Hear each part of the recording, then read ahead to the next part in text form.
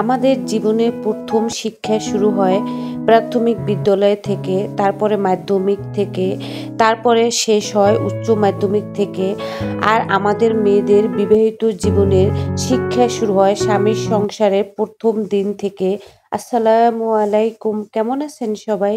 আশা করি আপনারা সবাই পরিবার পরিজন নিয়ে ভালো আছেন, সুস্থ আছেন, নিরাপদে আছেন। আমিও আলহামদুলিল্লাহ আমার পরিবারের সবাইকে নিয়ে আল্লাহর অশেষ মেহেরবানিতে অনেক অনেক ভালো আছি। নতুন দিনে নতুন আরেকটি ভিডিও নিয়ে চলে আসলাম আপনাদের মাঝে। আশা করি আজকের ভিডিওটি আপনাদের কাছে ভালো লাগবে।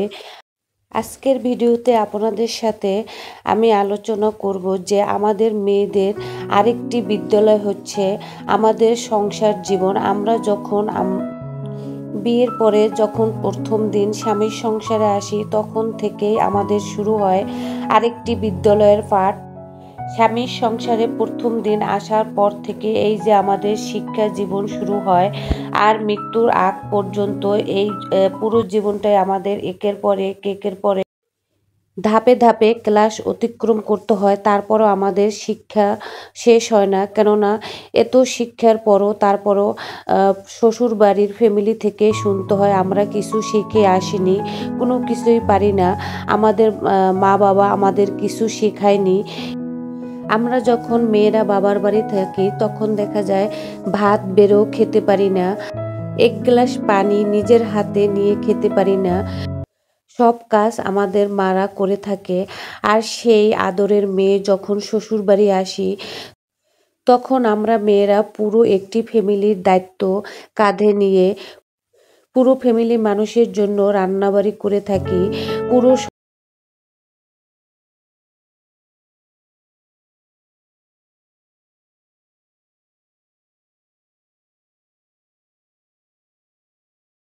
এগুলো কিন্তু যখন আমরা বাবার বাড়ি থাকি তখন কিন্তু আমরা কিছুই পারি না। যখন শ্বশুর বাড়ি আসি তখন দেখা যায় আমরা হাজার রকমের রান্না রান্না করতে শিখে যাই।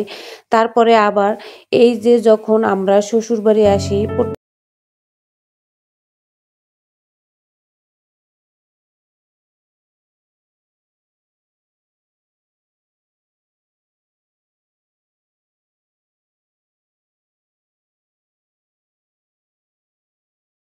যারা এই মুহূর্তে আমার ভিডিওটির সাথে আছেন, একটি লাইক দিতে ভুলে গিয়েছেন, প্লিজ একটি লাইক দিয়ে আমার ভিডিওটি কন্টিনিউ করবেন। আপনার একটি লাইক আমার কাছে অনেক মূল্যবান। আপনি দেখার সাথে সাথে এই লাইকটি দেখা যায় আরো অনেক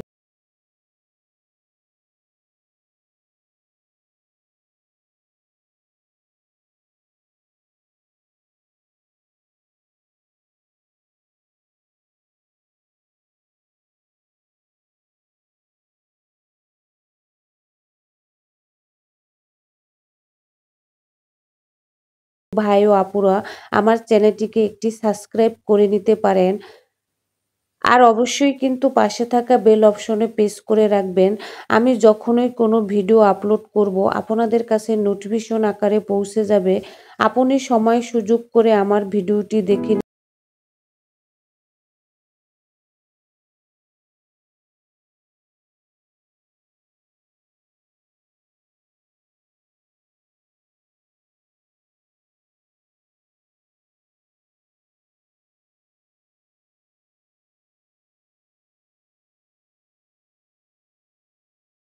ছিল।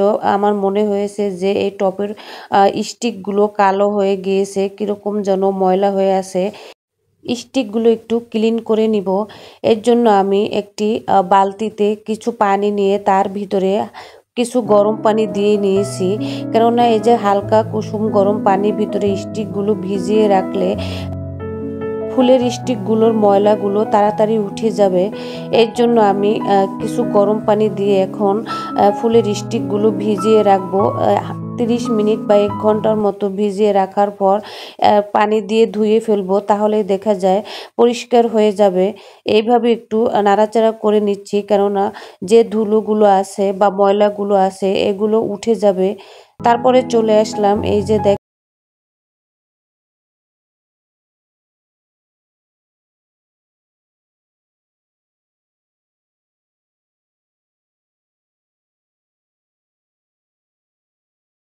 কিন্তু শুকাচ্ছে না।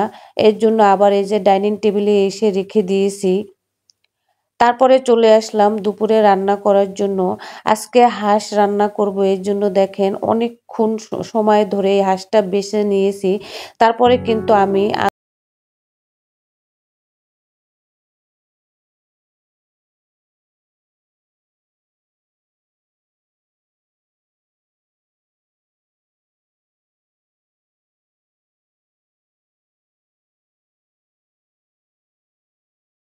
৮টার সময় এইভাবে চামড়া সহকারে কেটে নেই। কেননা হাঁসের মাংস চামড়া ছাড়িয়ে নিলে ভালো লাগে না। এর জন্য হাঁসের মাংস চামড়া সহকারে কাটলে রান্না করলে অনেক ভালো লাগে। তারপরে আমি হাঁসের মাংস রান্না করার জন্য ভালোভাবে মসলাগুলো কষিয়ে নিয়েছি। রেসিপি আকারে শেয়ার করলাম না। কেননা আমার প্রিয় আপুরা আমার চেয়ে অনেক ভালো রাঁধুনি, খুব ভালো রান্না করতে পারে। এর জন্য রেসিপি আকারে শেয়ার করলাম না। মসলাগুলো কষিয়ে নেওয়ার পরে এখন হাঁসের গোস্তগুলো ভালোভাবে ধুয়ে এখন আমি দিয়েছি। তারপরে এখন নাড়াচাড়া করে ভালোভাবে তারপরে ঢাকনা দিয়ে ঢেকে দিব। এইভাবে আমি অনেকক্ষণ পর্যন্ত কষিয়ে নিব। এই যে দেখেন সকালবেলা ঘুম থেকে উঠে ফজরের নামাজ পড়ে কাজ করা শুরু করে দিয়েছি।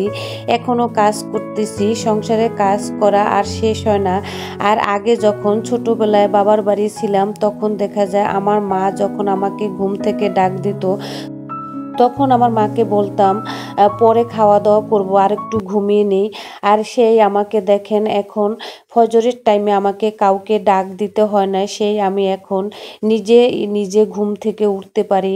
আবার উঠে সব কাজকর্ম করতে পারি, রান্নাবাড়ি করতে পারি। স্বামী সংসার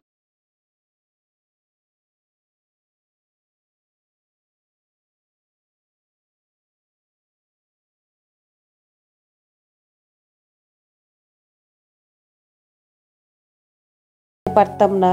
চিংড়ি মাছ কিন্তু বাছা বা কাটা তেমন কোনো ব্যাপারই না। সেই দেখেন বিয়ের আগে আমি চিংড়ি মাছেই বাছতে পারতাম না। আর এখন যেকোনো মাছ আমি নিমেষেই কাটতে পারি। আমার মাছ কাটতে এখন আর সময় লাগে না। তারপরে এই যে হাঁস দেখালাম, হাঁসটা কিন্তু আমি একা বেছে নিয়েছি। এরকম হাঁস আরও কত ভিডিওতে আপনাদের দেখিয়েছি। আপনাদের ভাইয়া ৪ টা হাঁস নিয়ে এসেছিল। সেই ৪ টা হাঁস আমি নিজের হাতে একা বেচেছি।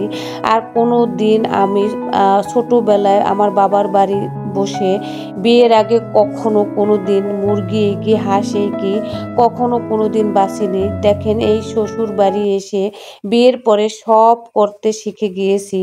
এই যে শিক্ষণীয় যে একটা বিষয় বা পাঠ আছে, এই পাঠটা কিন্তু আমরা বিয়ের পরে প্রত্যেকটা মেয়ে আমি মনে করি স্বামীর সংসারে এসেই শিখে থাকে। তারপরে আমি কিন্তু চিচিঙ্গা ডিম দিয়ে ভেজে নিয়েছি। দুপুরে আরও ডাল রান্না করে নিয়েছি। সেগুলো আর আপনাদের সাথে শেয়ার করিনি। তারপরে এই যে দেখেন দুপুরে রান্না করার পরে বৃষ্টি হচ্ছিল বাহিরে। এর মাঝখানে আমার ছোট ছেলে আরফান বলতেছে, "আম্মু আমাকে পিঠা ভেজে দাও, ফুল পিঠা, ফুল পিঠা।" ও আবার এই পাতা পিঠা বা সিরিস পিঠাকে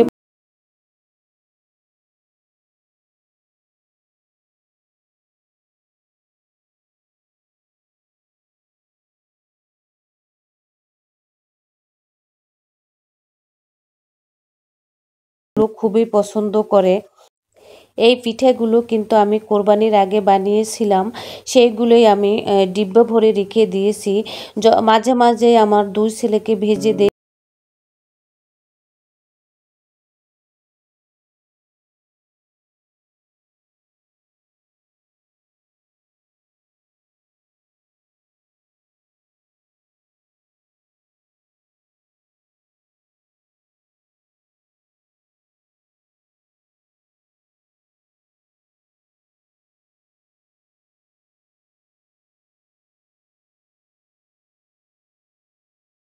থাকবেন।